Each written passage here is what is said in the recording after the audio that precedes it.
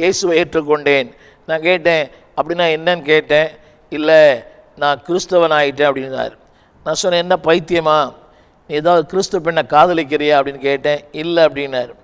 அப்போ நான் சொன்னேன், இத்தனை வருஷம் நம்ம ஒன்றா தான் பழகணும், ஒரே ஆலயங்களுக்கு போகணும், என் கூட நீ வருவ என்னன்னு கேட்டேன். அப்புறம் அவருடைய வாழ்க்கையின் சரித்திரை சொல்ல ஆரம்பித்தார்.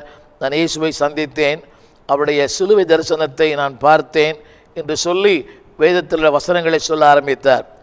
அதாவது மனிதன் பாவியாக இருக்கிறான், அந்த பாவியான மனிதனுக்கு ஒரு மீட்பு தேவை, ஒரு இரட்சகர் தேவை, அவர் இயேசு. இதெல்லாம் எனக்கு பைத்தியமாய் தோன்றிற்று. நான் சொன்னேன், யாரோ உன்னை குழப்பியிருக்கிறார்கள், ஒருவேளை ஒரு பெண்ணுக்காக நீ மாறி இருக்கலாம். அவர் சொன்னார், நான் பெண்ணுக்காகவோ மண்ணுக்காகவோ மாறவில்லை, இந்த இயேசு என்னை சந்தித்தார் என்று சொன்னார். ஆனாலும் நான் அவரோட வாதம் செய்தேன்.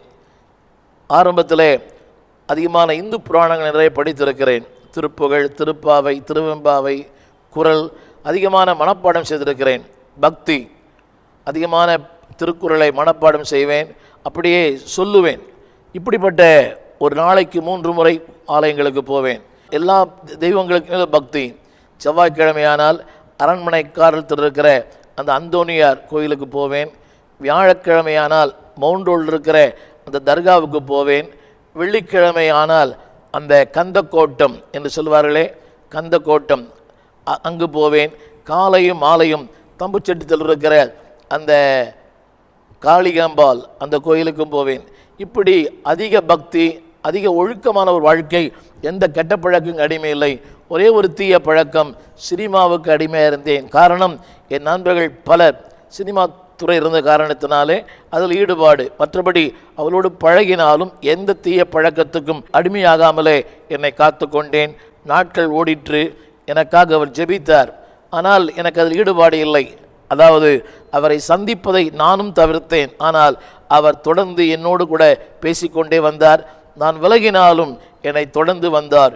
எ running man and seeking God என்று சொல்லுவார்கள்.